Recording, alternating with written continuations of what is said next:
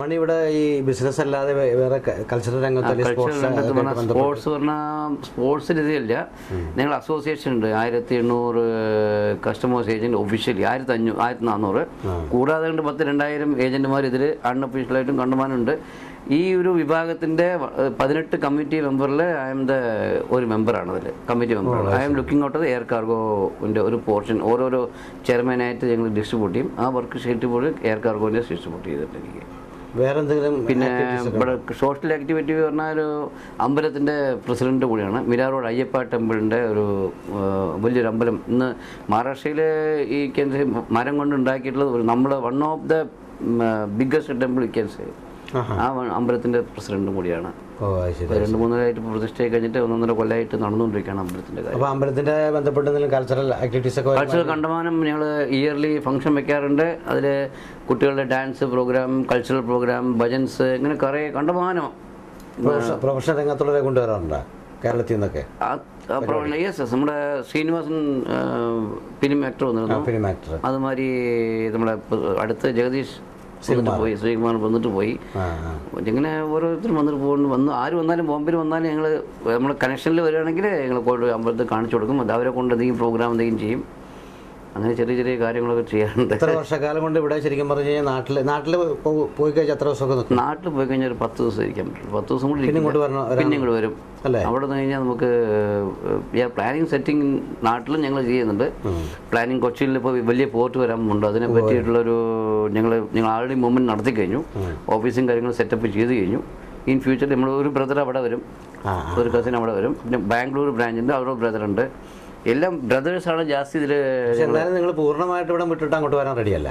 അങ്ങോട്ട് ഇപ്പോൾ റെഡിയല്ല. 10 കൊല്ലം കഴിഞ്ഞാൽ എങ്ങനെയാണ്? കൊച്ചിയിലൊക്കെ പുതിയ പോർട്ട് വന്നാൽ ഞങ്ങൾ വി ആർ പ്ലാനിങ്. ഒരു ബ്രദറിനെ അങ്ങോട്ട് വിടുമെന്ന് പറഞ്ഞിട്ട് അല്ല, ഇപ്പം ഉണ്ട് ആള്. ഒന്ന് ഡെവലപ്പായ ശേഷം ഞങ്ങൾ പോകും. അതിന് ഞാൻ ഫസ്റ്റിൽ ആദ്യം ഇവിടുന്ന് പോകും. എന്നിട്ട് അവിടെയും ഇവിടെ ആയിട്ടിരിക്കും. അവിടെ ഒരു മാസം ഉണ്ട്. അവിടെ കണ്ടിന്യൂസ് ഇരിക്കില്ല. അവിടെ ഒരു മാസം ഇരിക്കും, ഇവിടെ ഒരു മാസം ഇരിക്കും. അങ്ങനെയാണ് അതിൻ്റെ. എന്ത് കാര്യങ്ങൾക്ക് നമുക്ക് വ്യത്യസ്തമായ അഭിപ്രായങ്ങൾ വരാമല്ലോ, ഒപ്പീനിയൻസ് വന്നാൽ ഞങ്ങൾ താനെ ഇരുന്ന് സോർട്ട് ഔട്ട് ചെയ്യുന്നതിനാണ്ട് ഇമ്മീഡിയറ്റ്ലി ഞങ്ങൾ ഇത് ചെയ്യും. ആണല്ലേ? ഇതുവരെ അങ്ങനെ ഒരു കൺഫ്യൂഷൻ ഉണ്ടായിട്ടില്ല. ഡിസ്പ്യൂട്ടൊന്നും ഇല്ല. ഞങ്ങൾക്ക് പൈസയുടെ കാര്യത്തിൽ യാതൊരു ഡിസ്പ്യൂട്ടും ഇല്ല. അതാണല്ലോ മെയിനായിട്ട് വരിക. അപ്പോൾ എന്തെങ്കിലും അതുണ്ടെങ്കിൽ നിങ്ങൾ ഒരാൾ പൈസയുടെ കാര്യം ഹാൻഡിൽ ചെയ്യും, ഒരാൾ കസ്റ്റമറെ ഹാൻഡിൽ ചെയ്യും, ഒരാൾ ബാക്കിയുള്ള കാര്യങ്ങളൊക്കെ ഹാൻഡിൽ ചെയ്യും. അങ്ങനെ ഞങ്ങൾക്ക് യാതൊരു കൺഫ്യൂഷനും ഇല്ല. വളരെ പ്ലാൻഡാണ് ഞങ്ങൾ പ്ലാനാണ്.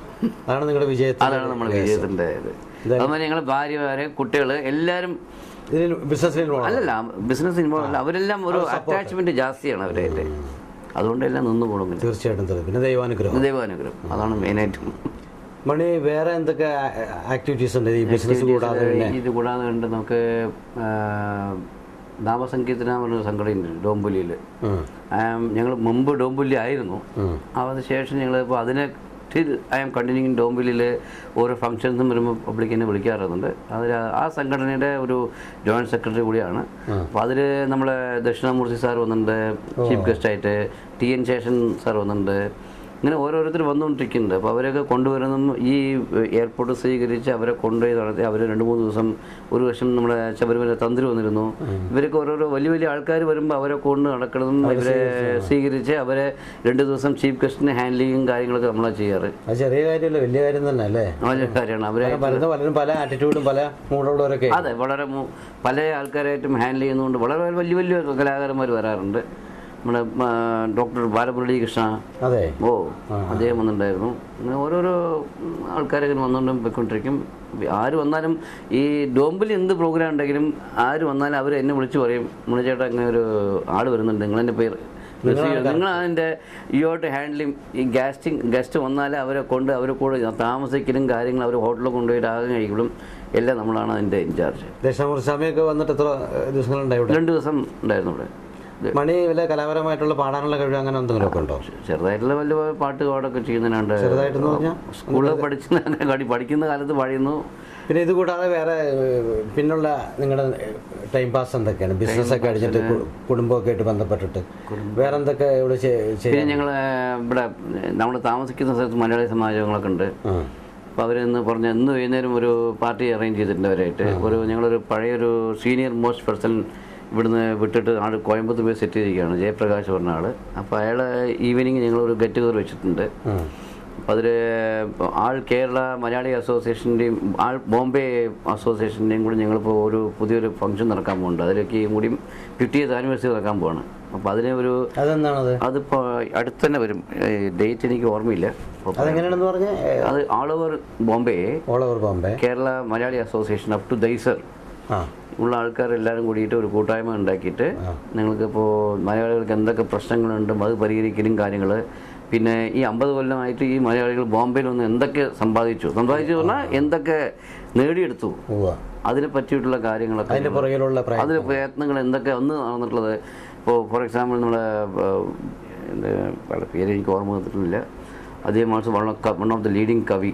അദ്ദേഹമാണ് 50 കൊല്ലം മുമ്പ് അദ്ദേഹം മലയാള സമാജം സ്റ്റാർട്ട് ചെയ്ത്. മലയാളിയാണ്. ഇപ്പോൾ സെറ്റിൽഡാണ്. ഇപ്പോഴുണ്ട്. ഈ more than 90s now. Business സ്റ്റാറിലെ ഇന്നത്തെ എപ്പിസോഡിൽ നമ്മൾ വന്നിരിക്കുന്നത് റോയൽ ഫോർവേഡേഴ്സ് പ്രൈവറ്റ് ലിമിറ്റഡിൻ്റെ മുംബൈയിലെ ഓഫീസ് മന്ദിരത്തിൻ്റെ മുന്നിലാണ്. നമുക്ക് ഇവിടുത്തെ ഓഫീസ് സ്റ്റാഫുമായി ഒന്ന് പരിചയപ്പെടാം.